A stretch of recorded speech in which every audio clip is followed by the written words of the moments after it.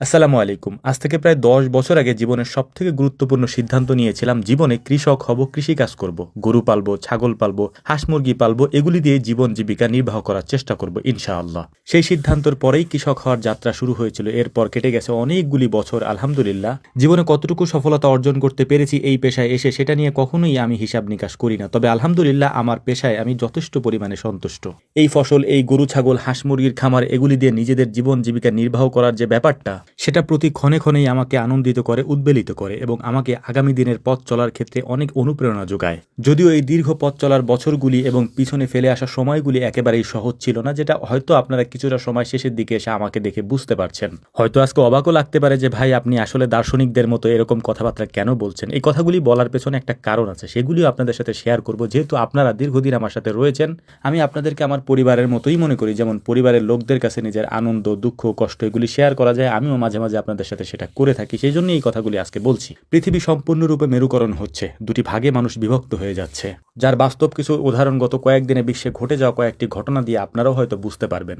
আমি একেবারে ছোটবেলা থেকেই শহরে পড়াশোনা করেছি, অতএব শহুরে জীবন সম্পর্কে আমার ভালো ধারণা রয়েছে। যে কারণে শহর এবং গ্রামকে যখন আমি মিলাতে যাই, তখন আমার কাছে মনে হয় জীবিকার তাগিদে আমরা কত কিছুই না করি, কত কাজই না করি, কিন্তু এই কাজগুলি যদি গ্রামে মানুষ করতো তাহলে কতই না উন্নত করতে পারতো বা নিজেকে কতটা সমৃদ্ধ করতে পারতো। কথাগুলি অদ্ভুত লাগলেও এটা সম্পূর্ণ বাস্তব উদাহরণ আমি নিজেই, কারণ আমি নিজেই গ্রামে এই কাজগুলি করছি শহরে পড়াশোনা করে এসে। আর এই গ্রামের মানুষগুলি এগুলি কখনো মেনে নেবে না, এটা আপনারাও জানেন, আমি জানি এই বিষয়গুলি।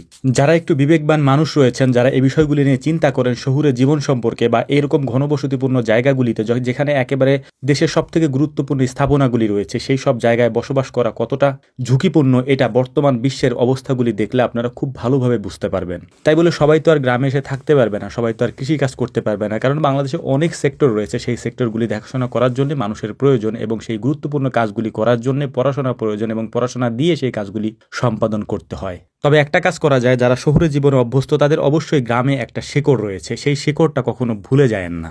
এই যে দেখেন আমার ভাগ্নে ছোট মানুষ, ওকে দিয়েও কিন্তু আমরা কাজ করাই এবং আমরা যে যে কাজ করি ও কিন্তু সব কাজগুলিই পারে এই বয়সে। শহুরে জীবন অবশ্যই আমাদের দরকার, আমাদের ডাক্তার দরকার, আমাদের ইঞ্জিনিয়ার দরকার, আমাদের দেশের গার্মেন্টসগুলিকে পরিচালনা করার জন্য দক্ষ কারিগর আমাদের দরকার, দক্ষ জনবল আমাদের দরকার। এর পাশাপাশি সব থেকে বাংলাদেশের রেমিটেন্স যারা বেশি পাঠায় তারা হচ্ছে আমাদের প্রবাসী ভাইয়েরা, তারা সব থেকে বেশি এদেশের অর্থনীতিতে অবদান রাখেন। আমার বলে এই কথাগুলি হয়তো আপনি অনেকবার আগে শুনেছেন, কিন্তু আপনি কি কখনো শুনেছেন এদেশে শিক্ষিত কৃষকের দরকার, যারা পড়াশোনা করে কৃষিকাজে আসবে এরকম লোকের দরকার? এটা হয়তো আপনি কখনো শুনেন নাই, কারণ এটা মানুষ কখনো করে না, কারণ শিক্ষিত মানুষজন কখনোই কৃষিকাজে আসতে চায় না বা আসবেও না। যাই হোক, আমার যোগ্যতার বাইরেও হয়তো জ্ঞানগর্ভ অনেক কথাবার্তা বলে ফেলেছি, তার জন্য আন্তরিকভাবে দুঃখ প্রকাশ করছি। আপনাদের সময় নষ্ট করবো না, তবে আপনাদের কাছে একটা অনুরোধ থাকবে, যারা শহরে জীবনে আসেন, যদি টাকা পয়সা হয় বা গোছাতে পারেন তাহলে ওই টাকা দিয়ে গ্রামে একটুখানি জমি কিনে রাখুন। যদি পারেন ওই জমিটা বর্গা দিয়ে রাখুন, ফসল উৎপাদন হবে, সেই ফসলের একটা ভাগ আপনি পাবেন, সেটা নিয়ে যান এবং বছরে একবার হলেও গ্রামে আসুন। এই ক্ষেতের আইলে বসে একটু নিঃশ্বাস নেন। আপনি বিশ্বাস করেন এতে যে শান্তি আপনি পাবেন সেটা পৃথিবীর অন্য কোথাও আপনি পাবেন না। এটা আমরা বাস্তব উদাহরণ থেকেই বলছি। এই যে কাজগুলি আমাদেরকে করতে দেখেন, আপনারা মনে করেন হয়তো আমাদের অনেক বেশি কষ্ট হয়। হ্যাঁ, কষ্ট তো অবশ্যই হয়। আপনি যে কাজ করেন সেটাতেও এর থেকেও হয়তো বেশি কষ্ট আপনারা করেন। আমাদের কষ্টটা হয়তো কন্টেন্ট আকারে আপনাদের সামনে উপস্থাপন করা হয়, আপনাদের কষ্টটা সেভাবে আমাদের কাছ পর্যন্ত আসে না। আমরা জানি সেটা, যে প্রত্যেকটা মানুষ তার জীবনের স্ট্রাগলের যে বিষয়গুলি রয়েছে সেগুলি আসলেই কষ্টকর। যাই হোক, কাজ করতে করতে আমাদের ইফতারের সময় হয়ে গিয়েছে, মসজিদ থেকে ইফতারি আনিয়েছি, বাড়ি পর্যন্ত যাওয়ার আজকে সুযোগ হয়নি। তো যে কথাগুলি বললাম একটু ভেবে চিন্তে বসে তারপর একটু মাথার মধ্যে নিয়েন। আপনারা আমার পরিবারের সদস্যদের মতোই, তাই আপনাদের প্রতি শুভকামনা থাকবে। আল্লাহ তাআলা আপনাদেরকে হেফাজত করুন, আমার জন্য দোয়া করবেন। আসসালামু আলাইকুম ওয়া রাহমাতুল্লাহ।